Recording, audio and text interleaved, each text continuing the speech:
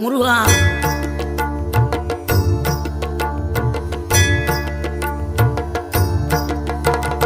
ஆறுபடை வீடும் அருள் வழங்கும் முருகா, அருகே நீ ஓடோடிவா. மூவிரண்டு முகம் சொலிக்க ஆறிரண்டு கரங்களுடன் ஆதரவு தர ஓடிவா. ஆறுபடை வீடும் அருள் வழங்கும் முருகா, அருகே நீ ஓடோடிவா. மூவிரண்டு முகம் சொலிக்க ஆறிரண்டு கரங்களுடன் ஆதரவு தர ஓடிவா.